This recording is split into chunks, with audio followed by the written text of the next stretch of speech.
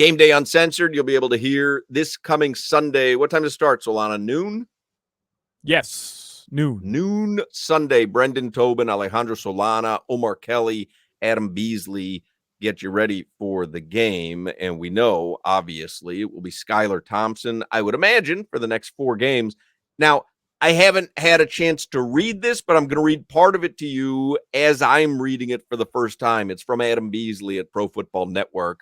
His latest tweet says, no matter Tua Tagovailoa's long-term outlook, the Miami Dolphins must draft a quarterback in 2025. That's what Solana was saying in the last segment. Here's what he writes. Unless Skylar Thompson transforms into a modern-day Earl Morrall, what the Miami Dolphins are doing at quarterback is unsustainable. Tua Tagovailoa cannot be the team's one and only long-term plan at the position, not after a 4th concussion in 5 years. Makes every hit to the head a potential career ender. That's why it's imperative that the Dolphins select a quarterback with one of their 5 projected picks in the first 2 days of next April's NFL draft. By the way, I mean, what kind of hell are we in that we're talking about next April's NFL draft? Quarterback hell. We're in quarterback hell. That's why it's imperative. To be clear, we're not saying the Dolphins should move on from Tua, even if they could, which they cannot without crippling their books. But we are saying that it would be the height of irresponsibility not to have a viable plan B, not just to get the Dolphins through the short term, but also the long. They say, as we discussed in the Pro Football Network Miami Dolphins podcast, the Dolphins have gone far too long without truly pursuing a developmental quarterback in the draft. The last time they selected a QB in anything other than the first or last rounds, 2009, when they took a gadget player in Pat White. To their credit, it was the 3rd straight year the Dolphins selected a quarterback in the 2nd round. They need to revisit that strategy pronto. More from Adam Beasley at Pro Football Network. While it's understandable that Miami in recent years might have thought that taking a quarterback relatively early would undermine its message that Tua is their guy, drafting one last spring with Tagovailoa coming off a Pro Bowl season and in the thick of a contract negotiation would have been messy for sure. But the facts have since changed. This summer, the Dolphins made Tagovailoa the highest paid player in franchise history. They did right by him. And even he would understand if the Dolphins hedge at quarterback now. Tua's happiness and security are not their only consideration. There are 68 other players on the team, including practice squad, that have a ton at stake this year. That'll be the case next year as well. It would be wildly unfair to them to waste their prime football seasons on another Tua injury. So how good is this year's quarterback class? Not as good as years past, but it certainly is full of talent that would make sense on day 2.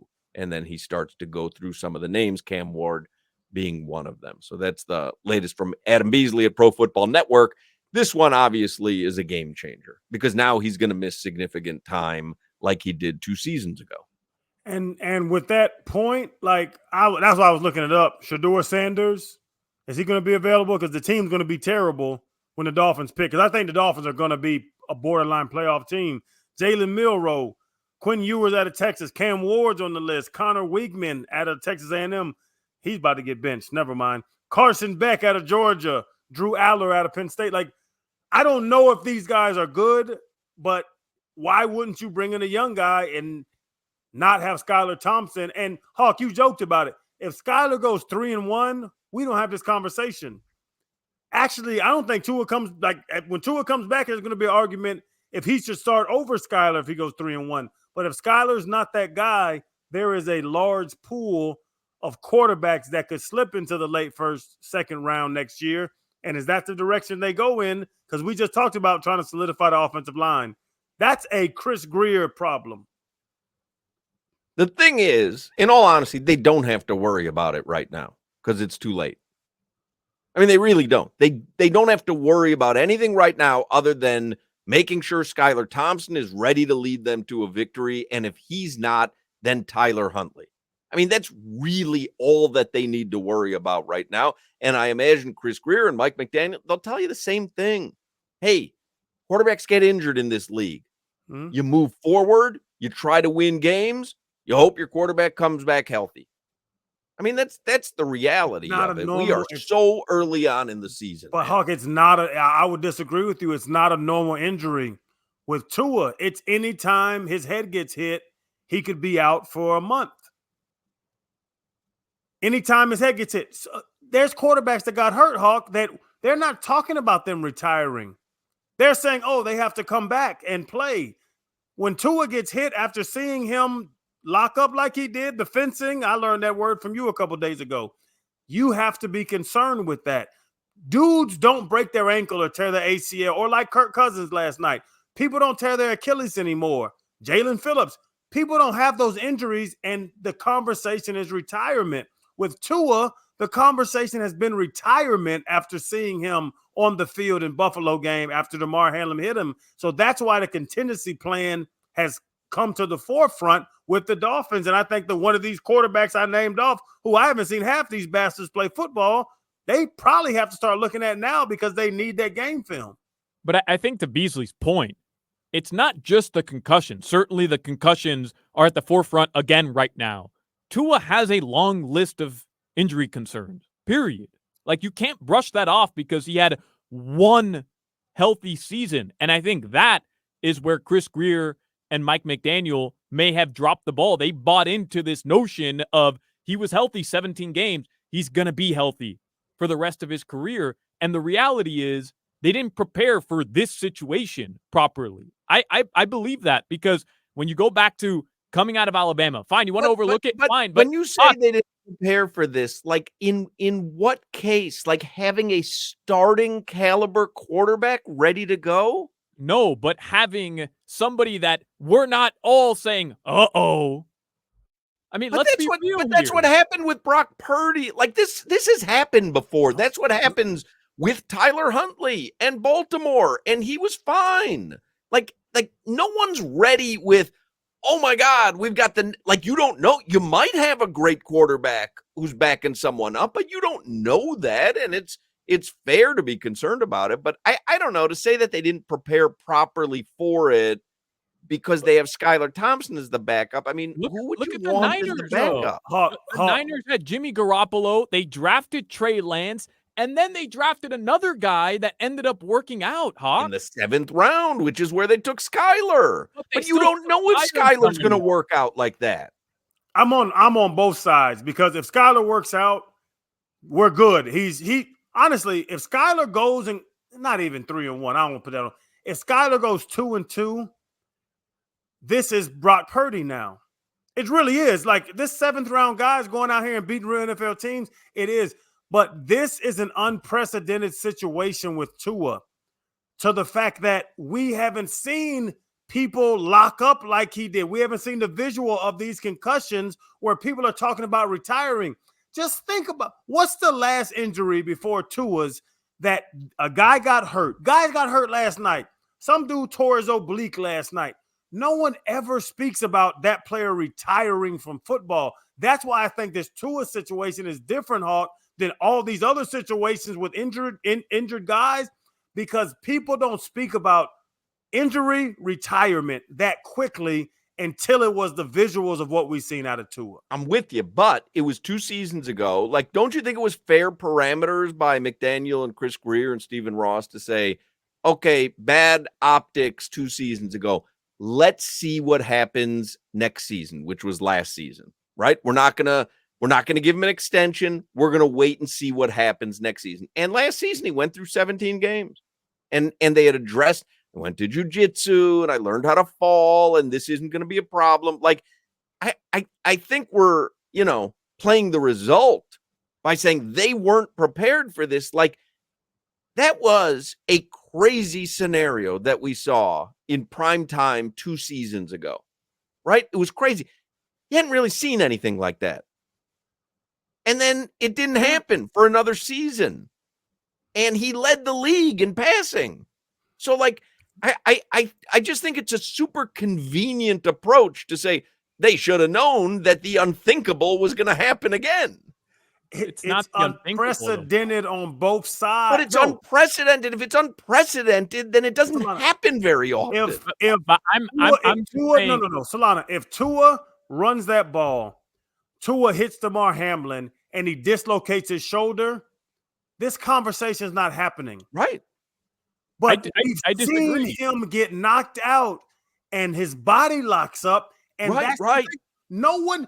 I can't name someone else that got an injury, and you start talking about their retirement. Damar Hamlin. Nobody. The guy he hit. He died.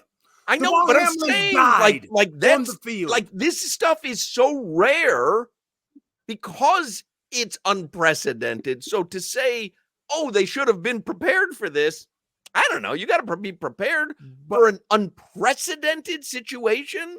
Hawk, I was saying, and that's why I went and looked up these kids' names I've never heard of in my life. Moving forward, maybe invest a higher round pick than a 7th Yes, round quarterback. I'm with you. Now you have that ability and that knowledge to do so. For Solana to rewrite it from last year, having the healthiest starting quarterback in the NFL who leads the league in passing, to then go, no, they should have been prepared. Well, like that to me is like this. What? By the way, this isn't me playing the result. I've been pretty adamant about this for a couple of years now with Tua. I'm telling you, I think it's unfair to look at one season over his 5 when the previous 4, take out the concussions, he missed games with broken ribs because he took a normal hit, which I think it was Jesse Davis, let somebody come through and they knocked him out. He missed games because of dislocated fingers. He missed games at Alabama. Missed games. Like, I realize that, but to ignore the fact that over 3 seasons, he had injuries that kept him out of games. Then he had concussion twice, one on national TV and then one again where he fell after the concussion. To then say, after 4 years of that sample size, well, he had one good year, and not to look at the previous track record and say, well, he had one good year, but he also had this. We should be prepared. To me, is a shortcoming on the Dolphins front office. It is. But when you say we should be prepared, what are you saying, though? Which is what Bees is saying now, but I believed it 2 years ago. So you think they should have taken a quarterback in the 1st or 2nd round last season? I'm not saying after the season Tua had last season. I'm not saying in the 1st or 2nd round, but in Mike McDaniel's first year, he's coming in to fix Tua Tagovailoa. I don't think it would have been a bad move to take a flyer on a guy. Last draft, I don't think it would have been a bad move to take a flyer on a guy. But when you say a flyer, where do you mean? 7th round? They did. Skylar Thompson. 2nd, 3rd round. I think you have to legitimately consider that. Take a flyer on a quarterback who's not a 1st round pick. Well, taking a 2nd or 3rd rounder is not taking a flyer. So if you're saying taking a flyer, you're talking 5th, 6th, 7th round. If you're saying you need to find a quarterback of the future, you're talking 1st, 2nd, 3rd round. I disagree. I don't think that means the quarterback of the future. I think you're bringing in somebody. You can't take a flyer in the 2nd round? These guys are too valuable. You need to shore up positions. Taking a quarterback in the 2nd round is not taking a flyer. That is preparing for your next quarterback. Or it's preparing for disaster, which now you're faced with.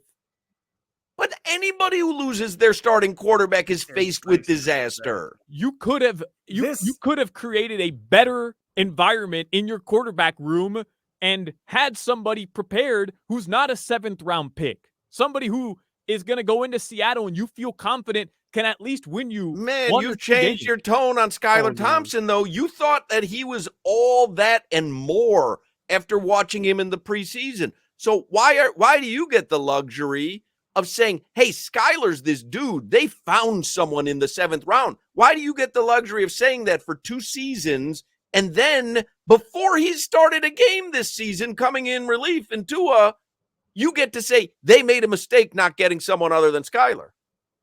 It's not the luxury. It's the reality that the Dolphins went all in on this season, and now it's up to Skylar Thompson to pull you out and at least give you a chance to stay afloat. But you're it saying would be- so then a second-round draft pick would have been the answer. It would be this. So just to answer this question, so to both of y'all's points, Tua was taken in the first round in 2020. 2021, it was Jalen Waddle, Jalen Phillips, Javon Holland. Liam Eichenberg was taken as the second pick in the second round the Dolphins had. Who would know that you should have taken a quarterback after drafting Tua a year before? No. I'm just saying, like, I'm looking at it, Solana, and I'm looking at both sides. 2022, third round was Channing Tindall, who hadn't touched the damn field, and I was a fan of him because we have the same name. How would the Dolphins know it was Brian Flores there, and Tua was getting in and out of the lineup. He wasn't hurt by then. Why should we have taken a quarterback in 2022 when we took quarterback at number 5 in 2020? Eric Ezukama in the 4th. Skylar Thompson was taken that same year in the 7th. 2023, Cam Smith in the 2nd. Devon Achane. I'm glad we didn't take a quarterback in the 3rd that year. Elijah Huntings in them. So, like, as I look at it, Solana, I'm on both of these sides because, yes, find a contingency plan, but we would have lost a lot of talent if we took a quarterback thinking Tua was going to get hurt more in any of these past drafts. And then last year, Chop Robinson, Patrick Paul supposed to solidify him, Jalen Wright we're all excited about, Muhammad Kamara was in the 5th round, Malik Washington 6th. Like, now we're getting back into Skylar Thompson territory. It's Skylar Thompson. You've already got that guy. It's fun. I would have loved to have a non-Skylar Thompson right now, but we have to see what he's going to do and see if this whole argument means anything. I'm not telling you the Dolphins would be in a better spot had they drafted a quarterback. I don't know that for sure. I don't know who would have been there, but what I do know is that Tua Tagovailoa through his first 3 years did not prove to you that he was an elite quarterback. He didn't. And the Dolphins didn't exactly go out of their way to find somebody to at least shore up the competition. Backups, Teddy Bridgewater, Ryan Fitzpatrick, Jacoby Brissett, Skylar Thompson. They found backup quarterbacks. I think it's lunacy to go, they weren't prepared for this. They should have a quarterback that's just as good as any other starting quarterback in the NFL as their backup. Because now that's crazy. We got to take a break because the 5 o'clock Funky Buddha happy hour is coming up. There's a lot going on. It's interesting. I know everyone is going to be with Solana because it's easy to say it. But I don't know how you prepare for it. Like, Skylar Thompson is what Solana is suggesting they should have done. I want to be on Solana's side till I started doing this research, and now I'm leaning more towards your way because it's not that easy to say, go get a great backup in the draft. First of all, you don't do it. No one does that. But now you miss out on Patrick Paul, who's supposed to be the starting left tackle for 10 years. But those are project guys. Those are project guys. How can you speak on Patrick Paul right now? That's my point. Look at all the guys that they drafted. But they got him to shore up the spot that you said they needed help in shoring up, that they needed to pay attention to the O-line. Hawk, they should have been doing that 3 years ago. They have been. It hasn't worked. With Liam Eichenberg. He just is not as good as they thought he would be. He was on a great... You're making it sound like they Eichenberg was in Notre Dame or they're something. picking the draft and they go pass. Like they've been doing everything you're saying. It just hasn't worked. Right. But so like that's my point. Yes, they haven't built the right team around this quarterback. That's fine. That's a different argument than what you're saying. And that's a Chris Greer problem. And that's why I brought up specifically David Hyde's they needed article. a better option at quarterback to back up. And it's like, but then you're saying the better option would have been to take a flyer on someone, which is what they did with Skylar Thompson. And he knows the system. He's been there 3 seasons. Right. And I'm with you, by the way. Like, I think it's fair to give him his shot. I think it is fair. And you're right. You loved him. You wanted him to start over Tua.